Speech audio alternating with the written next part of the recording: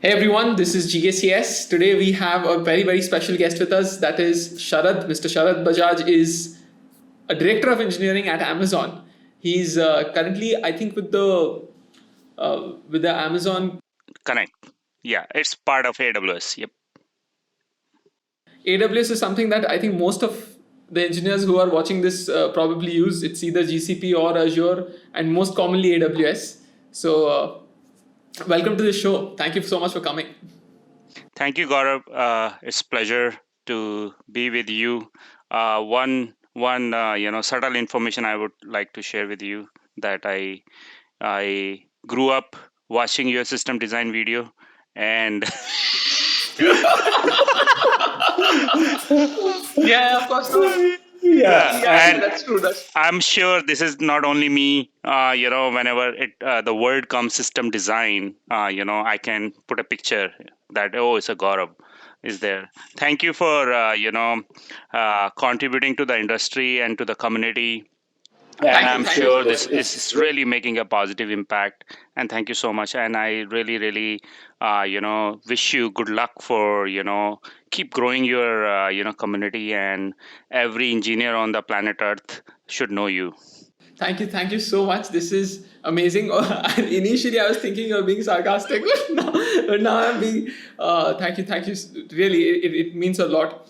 Of course, Sharad is here for multiple reasons. One of them being that he's a very senior manager, so there's a lot of advice and tips that we can take. Most of the audience of the channel is young engineers who are looking to get better at not just time management and handling multiple things together, but also looking to be a part of a team, be useful to the team, be a good, make positive contributions to the team. So, Sharad, you have of course managed huge teams, and you have also managed teams with a lot of diversity, a lot of scale, a lot of different challenges.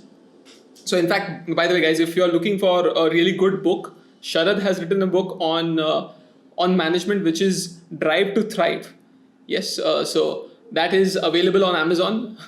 Amazon on Amazon. I actually bought it on Amazon, and I found it super useful. But some of the questions today are basically on that. So, Sharad, okay. So the first question I would like to ask you is, what motivated you to write this book, Drive to Thrive? Yeah. So my journey in software engineering has been super great. Some people call it, full of struggle. Some people, but I would say it was full of learning.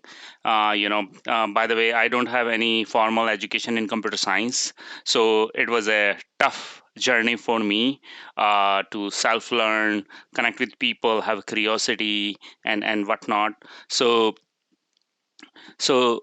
during my journey, when I became manager, first time manager in 2010, since then, what I am keep getting a questions from the people those report to me or in my organization as an individual contributor that we would like to become a manager. Okay, just like that, we would like to become a manager. And they think that it's a very glorified position. The day you become a manager, somebody will hand a crown to you or put a crown on you, say that here you go, you are a manager. Though the reality is totally different. It's a very fulfilling position. Per se, you need to be vested in others, less on you. Others could be your customer, your team, and many others. So it's always about others, it's never about me. So another thing is that people build a wrong perception about what manager is by thinking that hey, they are sitting in a nice meeting room all the day talking and using their laptop, and that's their life looks like. But that's just very small part of it. When they hire people, they get vested in them. They join their personal life as well, because manager get to hear, I have this problem, that problem, that problem. That's the one aspect. The second aspect is that technically also they have to guide them, mentor them, give them direction and whatnot. So all in all, Drive to Thrive book, I wrote to share my 20 years of experience in industry and what it takes to become an inspirational manager. So this book was, the motivation was how I can share with the community, uh, and people can learn based on my experience, and plus to clarify what does it mean to become a manager. Yeah, no, one very interesting thing about the book that I found is usually there are, let's say, concepts or, there's a lot of theoretical stuff. But in your case, you have actually taken examples which happened with you. And then, like, the practical aspect of this is the situation, how do you solve it now? Yeah. So, there was this one situation where I think one very interesting thing that you mentioned, which managers need to do probably constantly. In fact, any team lead, any kind of person has to do constantly is they have a stream of tasks which are coming towards them, and how do you like prioritize that? How do you choose which one is the right one? That's Yeah. a pretty interesting one. Yeah, I totally agree with you. The prioritization is super important. I would like to, turn a little bit into the, giving the advice, as much as to the young engineer, to the next set of leaders, and those are coming up, and the time will be totally different, when they will be becoming a manager, and the way they will be, leading various bigger initiatives in bigger companies.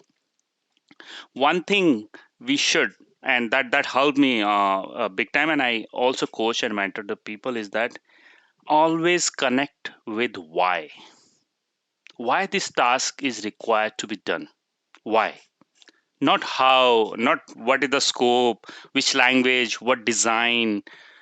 Before, very first important thing is that we join a company or an organization to help the our customers, those are using our product or services, to be successful in their business. We should start from there, and then come back to say that the task assigned to me or the work assigned to me, how much impact it gonna make on the customer. The bigger the impact, the higher the priority. That's how I try to, coach people, most of the time. Do connect with why we are doing, then what and how become easier. Yeah, do you think this adds more meaning to people's work and their lives when they prioritize based on Why? a goal? Yeah, on the Yeah. why. So Why? then it Oh, it adds a lot of value. Means like see, I apply these principles in personal life as well, and it helps. And leaders, always are the same individual, whether they are in personal life or professional life. And I think we will touch upon some part in a work-life balance aspect of it as well later on. But you are the same person, and connecting with why help you a lot. Means we need to spend a lot more time on why, because I have a three things: why, what, and how is the last part. I have observed the young engineer, those coming into the industry, they jump to how part very quickly. How I will solve this problem. And this is a, now a one tip I can give in for interviews as well. Don't jump to how part quickly. And I'm sure in your videos also you have given, try to clarify what's the scope, why we are doing it, why we need to solve this problem. And that is very important.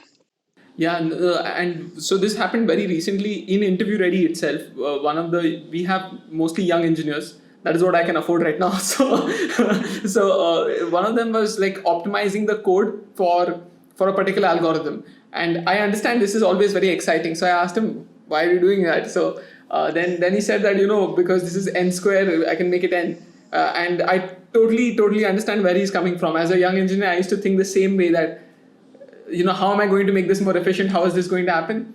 But now I just go like, let's let's send it out there, let the customers decide what they need, and then we'll decide on whether it can Yep. be improved or not. Yep. But so, okay, now in general, let's say a person is joining your team, or you're interviewing a person to be added to Amazon or your team specifically. What would be some qualities that you would definitely look for in them? So the number one thing I can there are multiple things. There's not one thing is important, Yeah, and I should because the probably. young engineer, they don't the only thing they don't have is experience, right? Most of the time they have their knowledge from the college or other activities they have done, or after watching Gaurav Sain's video of system design, all that experience they have, right? The one thing that is very important to have a good attitudes towards problem. Attitude is I have to solve. I'm learn it all, not know it all. Like always in learning mode. Means like we always look for how curious this individual is to learn about it. How curious this individual is that okay, how I will be able to make impact. What it will take to be successful. So learn to be curious is very important. The second important aspect is problem solver, like looking for solution, not for problem. Okay, and the third thing is that the attitude of what is right, not who is right. Like many of time in a bigger organization in company, when we work, like it happens very often and it's very common. Something goes wrong in a service, the attitude immediately turned. It was not my problem. Oh, I did not do that. Oh, he did, or she did that, and oh, did not check this. Whereas so much time is spent in that, rather than I always teach that it should be a learning exercise where we quickly first mitigate the issue so the customer is impact is minimized. The second important thing is let's sit together, find out what went wrong, not who did it, and what we can do going forward to not repeat these things. So that attitude of learning, and attitude of what is right, and attitude of problem solving, or solution oriented mindset. There's a concept called solution oriented mindset. In a situation where the problem is that people quickly turn to okay, how to solve this problem, rather than oh, I don't want to solve this, or like there are many excuses comes in a way. Yeah, and those are almost instinctual. Like they are built into the system that it's Yeah. not my fault. Yeah. This thing that you mentioned, which is about solving problems, about being curious, about thinking about what is right for the team. You have a term for this, team-fidence. Yeah, So team fitness. yeah, so like in general, how do you find a person who will be able to help build team fitness? And if you have a team, if you, let's say you're joining a new organization or you are joining a new team, and then you get like 5 people, different people, how do you build this environment where there is team fitness, where people are comfortable even making mistakes, thinking that nobody's going to stab them in the back just Yeah, yeah. So one thing is that this term is called psychological safe culture. I in my organization team, everyone is reachable to me, and everyone is allowed to to correct me. That's another thing, and I always believe. So this is a very interesting thing. I'll share with you. I have to unpack a lot behind team fidence. Actually, this is a Yeah, very totally. Yeah, favorite topic it's of mine. Is number one is there is no hero culture in the team. Hero culture. Oh, this is the guy. Let's go to this guy all the time. Okay, hero culture always divides. And I know you understand what is hero culture means. This guy know everything. Okay, rather than the knowledge and information should be well spread, and everyone should be equally given opportunity. It should not be the hardest task goes to the same person over and over again and again. And if it goes, then the question to that person is that what you are doing to force multiply within the organization, within the team, so that you can go to vacation, you can take time off, right? So that's one. So knowledge spread, everyone is treated equally, and everyone is, and the people those are know more, and they're being asked force multiply. That's a path to your growth. Otherwise you will not scale. That's one. And the other team-fidence related stuff that is very important for me is psychological safe culture. And in India there is a term called boss is always right. I never believed in that. Boss is not always right. Trust me, this is my ask to all the young engineer. As much as your manager is responsible for your success, you are equally responsible for your manager's success. The how, like, manager uses his or her experience and knowledge to give the guidance to the young engineer. Young engineers are deep into the weed, and they are very focused on a certain part of area. If manager is suggesting something, it's your job, if you find that is not right, to correct your boss. Saying, and that relationship is very important, where the feedback can flow both ways. It's never a one way street, it's a both ways. There are, like, these are the few things I told you that help me to build the team fidence. Like, that's another thing, is that people can rely on each other, people are vested in each other's success, and people are looking for learning, not blaming. People are looking for what is right, not who is right. There are lot of things, and I re-emphasize every day. And also, the most important thing is that I have to exhibit through my actions every time.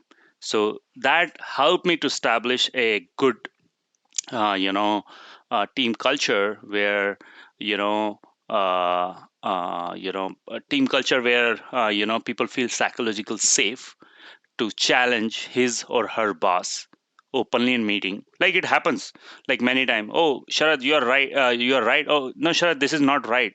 Then my response is, thank you for correcting me. Please help here to correct.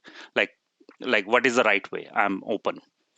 And other important thing is that listening, and that is another very important thing. Like, you need to make sure that you're listening well. So, like, in my book I have listed out various things that can help a manager to establish a team fidence in the day. Yeah, no, so this is super interesting because my favorite manager was my manager at Uber, and he also had a similar policy of building confidence in the team, making sure that things go smoothly. And I mean, and the strange thing was, like you have mentioned this in your book also, that if there was any time when things went bad, he would come forward and he would take the hits. While if Yes. things went well, he would go like, okay, you guys go ahead. Yeah, when things goes well, it's my team. When things goes wrong, it's me. And That's let's find it out. How we can fix it going forward, and that helps the team. The team thinks that they have a support. So, as a team member, this is my personal opinion. Like, this is what had happened to me. Like, everyone felt not just safe, but they felt like, okay, it's not just safe. It's also that, wow, this is the kind of person we want to be. Yeah. I mean, I know you just said we don't want any heroes in the team, but I guess the manager being the hero is a good deal. Like, in that Those sense, are role role models, models. and per se they are inspiring people. Yes. Yeah. The day and Yeah. night inspiration comes from the manager. That you know there's a saying, like whatever the senior yourself you were looking forward to help, become that one yourself now. Right. Yeah. Right. Yeah. Yeah, Yeah, so totally. yeah. I can actually, the way that I think some of the way that I talk now, always positive, always try to be nice, is coming from people who I have emulated a little bit in my own life. Yeah, yeah. But that the thing that you mentioned in your book is always reiterate that the only bottom line that matters is the organization's bottom line. This is something that helps build a team. So, how do you keep, let's say, individual interests from overpowering the company's or the team's interest? Like, because people Yeah. might be, I need to go for a movie right now. So, So it starts from interviewing people. okay, right? That the journey starts from there. Like, are you bringing a right set of talent and a people with the right set of attitude in the team? Because I pay a lot of attention for the cultural fit in the team and their attitude. So it starts from there. You can find out whether the individual is focus on the personal interest a lot more than in organization interest.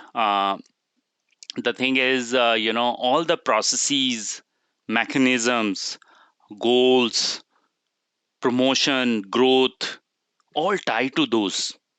Then there is no way that you do something which is not tying to organization. And organization goals are, at the end of, what are those are like how to make our customers successful, how to deliver value to the customers, right? Yeah. So Amazon is, and I think most of the companies, I worked at Microsoft as well for 14 years. Most of the companies are focused on are customer centric, very customer obsessed. So everything tied to that. And but when you become a manager, the another angle get added to you, the people angle.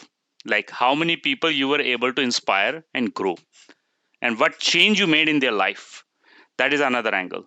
So coming back to your original question about the personal interest versus organizational interest is, we have to keep bringing back sometime people. Hey, here. Hey, here. Don't go that side. So but at the end, okay, the individuals interest are, am I learning, am I having a quality experience at work, am I growth means different things for different people. I'm getting promoted, or I learn different kind of algorithms. I learn different kind of concept in cloud computing and services world, and like different thing, are they getting those in return or not?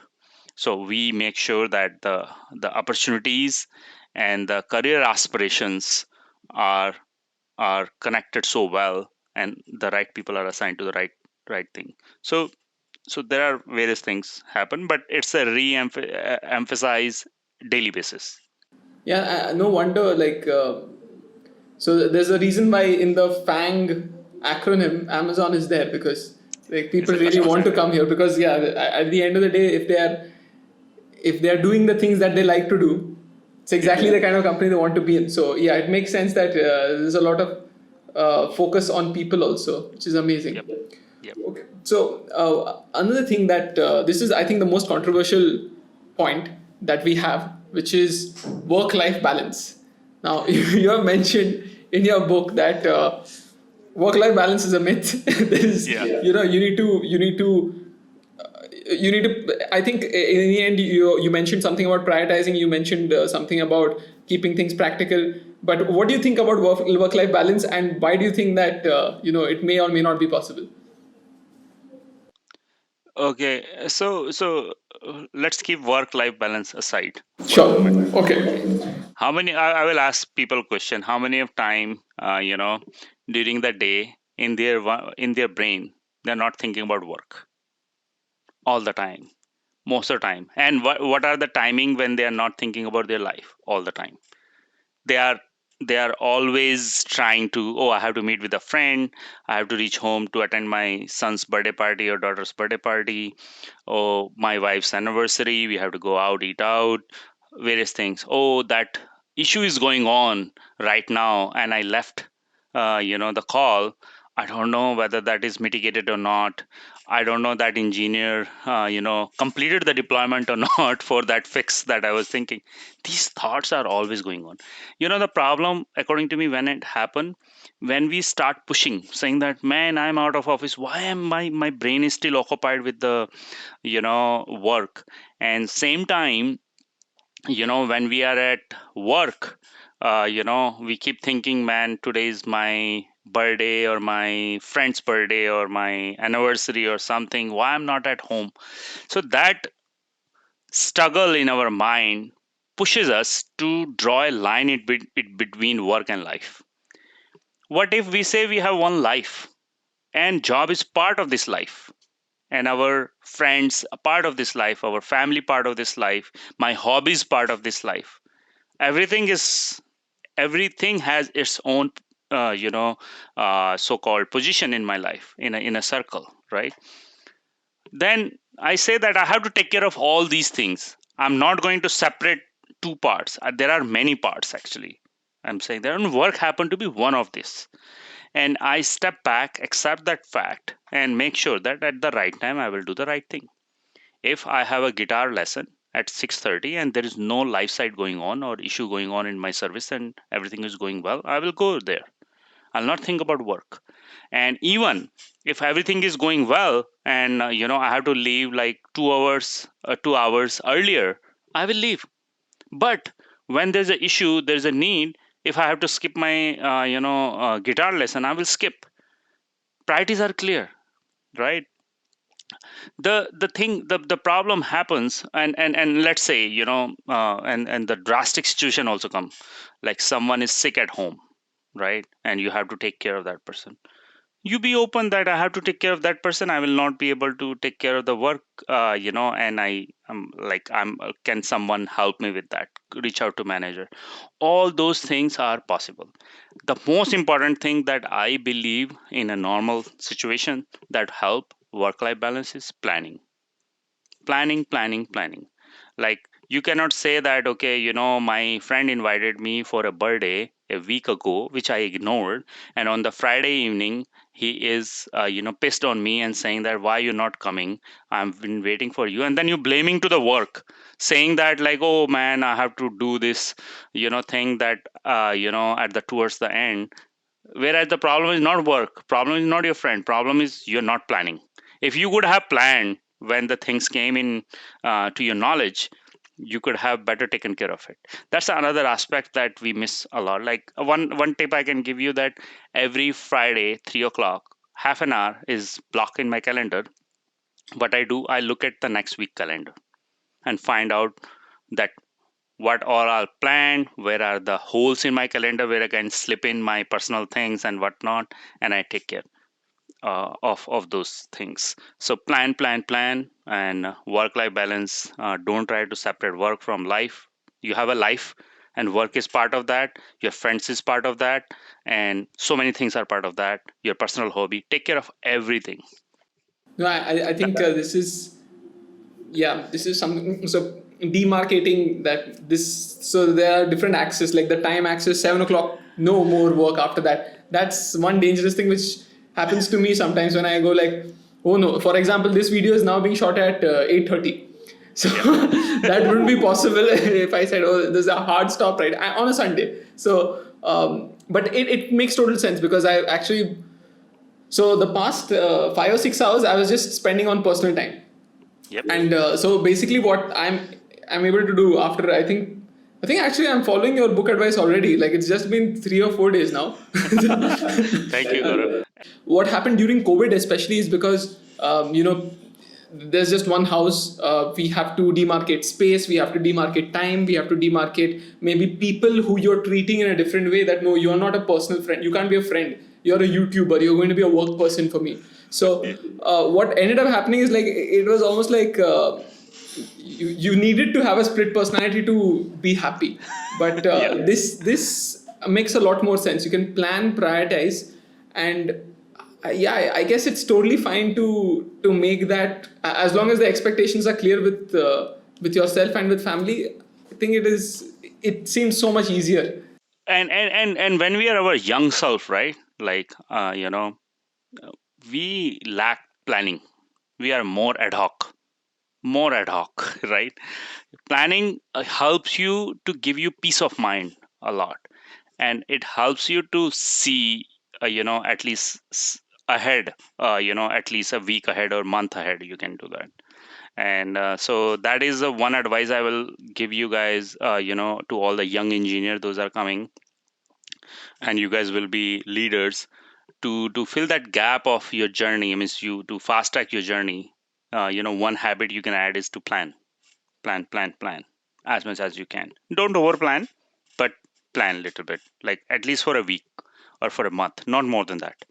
Yeah, no, it is really useful. I found it initially very painful, but now I find it like, if I if I schedule something, it's so much easier to get that half an hour Yes. gap also. That is huge Yep. compared to anything else. And one last piece of advice I will give you. There is a chapter in my book as well. It's called white space. You know, don't fill your calendar or your schedule 100% with doing things, personal or professional. You need to have some time, and I give this a challenge to all the people, all the time, where you're doing nothing. You're not doing anything. You need to have 15 minutes or half an hour in your life, day-to-day basis. And I give this challenge. It should be a working hours, not non-working. You cannot say, "Oh man, when I'm driving, commuting back from office to home, I have half an hour in my car, and I am not doing anything." Your brain is occupied. The thing is, I'm telling you that, especially with the managers and the people or senior people, mostly they are going from meeting to meeting, issue to issue, and whatnot. They don't get time to connect the dots. When you are going through all those things, and in between you have a shelter in your calendar where you're just sitting half an hour, you will able to connect the dots. Okay, in that meeting I heard this, and in this meeting these are two similar issue. I don't have to deploy two different people. Same person can take it. So similarly, various things you will be able to connect the dots with. So that helps a lot as well. Right, right.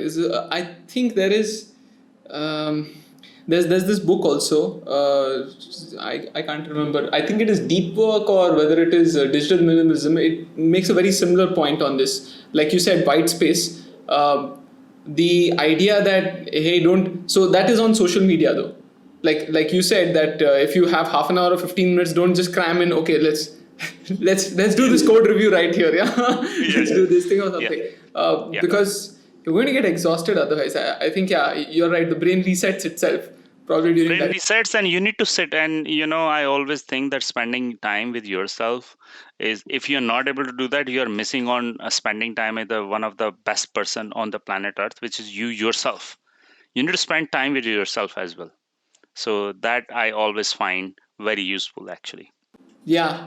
I think you mentioned one of the quotes in your book is something like you're if you're continuously working, you're doing many things but experiencing almost nothing. If that Nothing. was Yes. the overall gist. Yes. Yeah. Yes, yes. And one more last piece of advice, not I am always saying is the last piece. That's One more because advice is, people should observe, and I can 100% guarantee this, and people should go back, all the engineers, experienced, non-experienced, they are at their best performance at work, not when they are spending 16 hours, when they are able to achieve things in 7 hours rather than 8, even 8. It's more fulfilling. They are making more impact, and they are able to fast track their career. So this is a food of thought for everyone, and they can go back and reflect on it. Like, it's not about 16 hour or 18 hours or 6 or 12 hours. It's about the performance and the impact. Like, and another thing is that, like, we attach ourselves a lot more to activities, whereas we need to attach ourselves more to impact. Like, for example, talking to people, if that talk is not making a positive impact, it was just a mere activity. I'm writing a code, it did not solve anybody's problem, any customer problem. It's just activity. So we need to make sure that we always impact oriented, not activity. Like, a one single line of code can save 10 issues in production is the more impactful than writing 100 line of code cause 10 issues in the production. Yeah, I think that is absolutely amazing. What you have mentioned there is something which is very hard to do because because in one way it is hard to like predict impact, but totally the case. Uh, And to predict the impact, you need to go back to the first topic, connect to why. yes, You know, so when you connect to why, you automatically can say that, okay, this effort that I have to put or I'm planning to put, what impact it gonna make. totally. Yeah, yeah. Of course, really good advice. Yeah, smart Yeah. advice. Yeah. But okay, final question, Sharad, is again, here you have, you know, okay, this is I'll take a straight quote from the book. Good managers teach their team to be autonomous so that there is no need for micromanagement. So in my personal opinion, this is especially hard to like inculcate. How do you grow team members to be autonomous? And so for people like me, right, I don't know whether this is a personality fault or this is just who I am at this age, or what would be the case, because if I'm doing something, or if I ask someone to do something and it's not happening at the same pace that I want it to, my attitude is to jump in, try to do it myself, or sit with them and try to do it with them, and then get the thing done. And I go like, wow, this is problem solved. But that doesn't empower them, or that doesn't get them ready for tomorrow. So how can a manager let go of that thing that let me take control? Very, very good question. The one thing is that the answer is lie in control. Like, don't try to have control. That's number one. Number two is that, like, as a manager, you cannot throw anyone to any problem. There's a level of problem as well. That's one. Number two is that setting a right expectation, not only with the person, but with yourself as well, based given the situation and given the task complexity, ambiguity, and the competency of that individual, experienced person, a newer person. If you expect that a college grad who joined, and we hire a lot of college campus hires, and you expect that that person after 1 month will finish a code, writing the code and getting into deployed in all the regions, in 2 months. You are setting a wrong expectation with yourself and with that person. You are setting that person to be failure. Okay. The problem happened, either the expectation was not set correctly, or you expect you did not assign the right thing to the right person. As a manager, you always know the strength and weaknesses of individuals in your team. Of course, then you do coaching and mentoring to make sure that the you can capitalize on the strength as much as possible and help to improve on the opportunities that individual have for their career. The second important thing is that I do a lot of things to make sure that we can bring the predictability in plan for anything. um, and software engineering is something I don't think so anybody have achieved 100% predictability ever. I will be very honest with you, I haven't seen in my last 20 years. Okay. One or another thing goes wrong, and you should anticipate that, like, something will go wrong. um, um, the other thing is, have a little bit some senior mentor assigned to that person. Have such mechanism when these things bubble up, or the delays bubble up automatically on time rather than as a surprise. Like, if let's say 3 months of a task, the delay should be known, as much as possible from first sprint, second sprint, third sprint. There should be mechanisms such that, like, the where you can identify there is a risk, rather than identifying a risk on the third month on the last sprint. That is like, manager did not do a right thing. Okay. So these things, these mechanisms where problem automatically come on top, or assigning the right person to the right job, and setting a right expectations, this keep me peace of mind all the time. Like, you can sit back and say that if there is a problem, it will automatically will pop up in front of me. So I don't tend to jump in a lot. That helps, and that tells the people in your organization as well, that okay, our manager trusts us a lot. So so and and wherever you find a gap, like, I think I forgot what was the saying, that you become a process automatically. Like, process should be so good that you become that process, and automatically whatever you are expecting, the outcome will come there, because we are very outcome focused people. What did you do, you know and Okay, how many problems you solved? Whereas the process we ignore, right? Like as a sportsman, the how many run you scored. Like, hey Virat Kohli, you are big, continuous failing, and today Rohit Sharma scored the 100. We focus on 100 or this score and that score, but the practice, the drills they do, that is the thing that bring the best performance out of people. So what I do focus a lot more on the processes as well, mechanism that we have set up, where that helps individual and to the manager to identify things quickly enough. And no one likes micromanagement. I tell you that, like, sometimes newer managers tend to be micromanaging. I'm telling you, this is advice when you are becoming a first time manager. Yeah, yeah, totally. Because you are so deep into the weed, you are connected to the code and things, so much that you say that, oh hey, you're gonna take 2 weeks, I can do in 2 days. Okay. So, and another advice, is that, sorry, I'm deviating from your question a little bit, No, no, but sure, sure, sure. advice to the senior engineer in the team, or a principal engineer in the team. Like, you are not the one who's writing the code day and night. There are different variety of people. We are diverse team, diverse from an experience perspective, diverse from knowledge and skill sets perspective. Don't assume if you can write a code in one day, it should be done by a junior person in a one day. Give that person a space and time. Let them learn, make mistake, and grow. But there should be again mechanism that mistake is not reflected on customer, whereas that mistake is found early enough. This is very important thing that many of time senior engineer, principal engineer will have a tendency.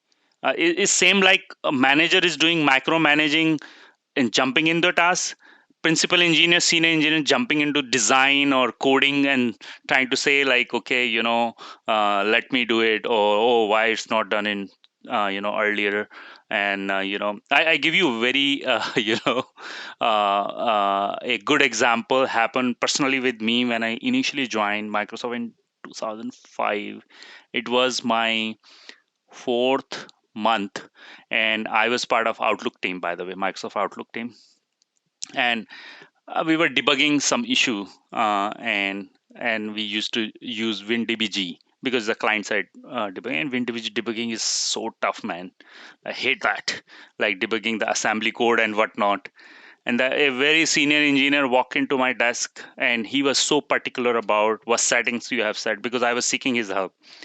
And then, and the settings color code of the different kind of error and whatnot, WinDBG used to offer that. I like, then the first thing he told me, man, who hired you in Microsoft?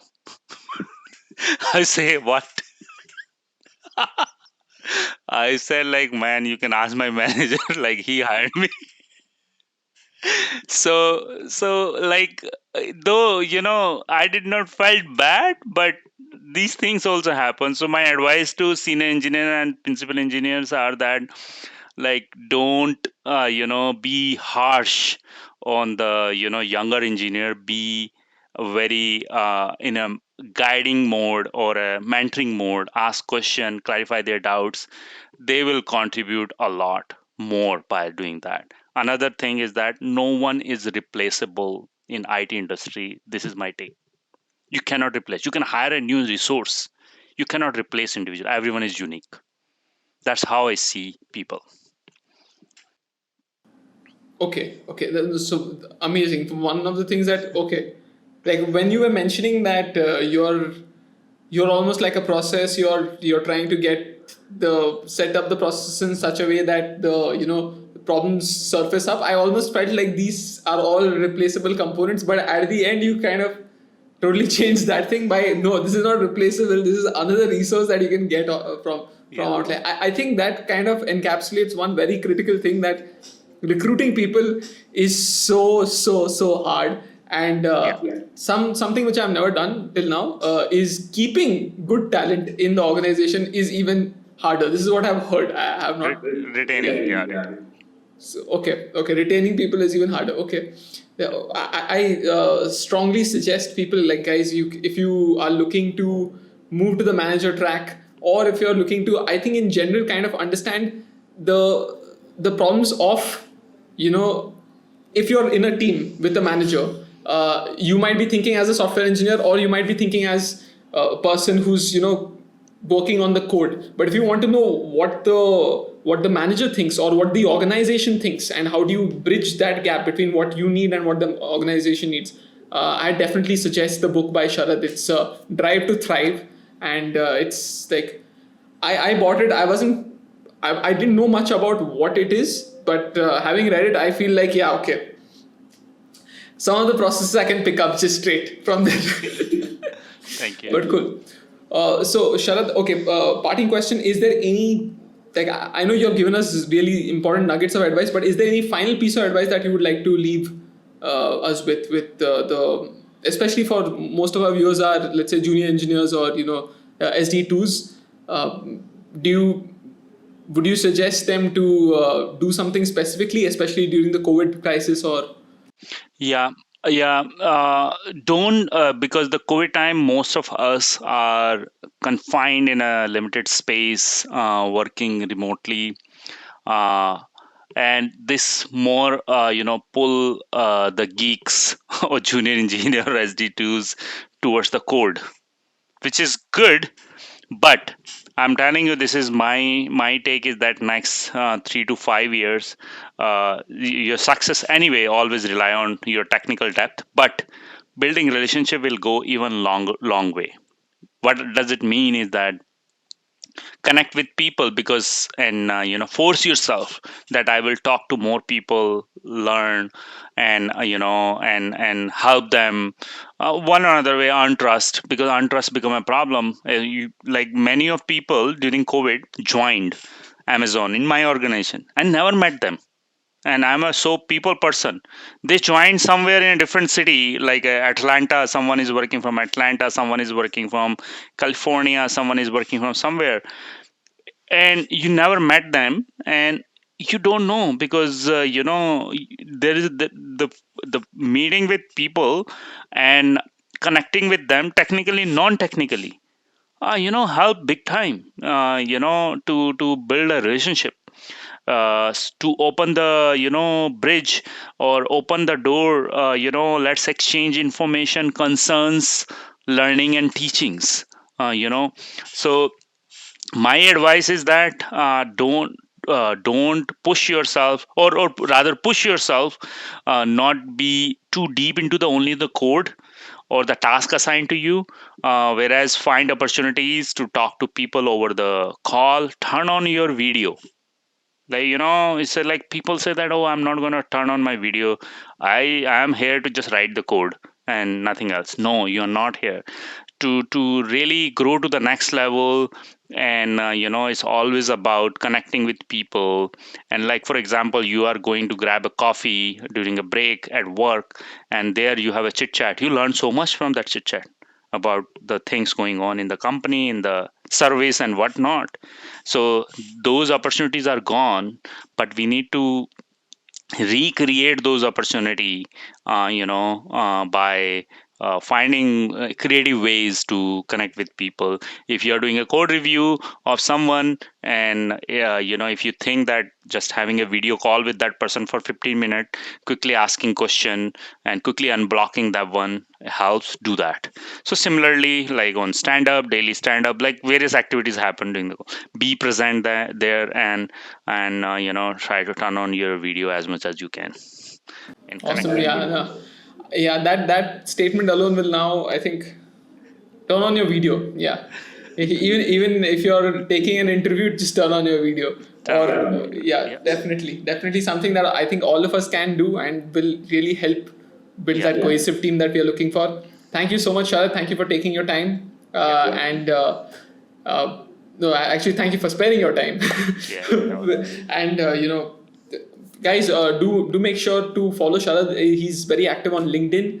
Sharad is also, I think you haven't started your YouTube channel. You should. We'll be definitely subscribing to that. There's a big need for content around engineering management, and currently I don't think anyone has tapped into that. But of course, we can go to LinkedIn and then you can harass him that please start a YouTube channel. Then you can get that. And of course, Sharad also has a book where he's condensed most of his 20 years of learning into nuggets of information. Thank All you so right, much. see you then.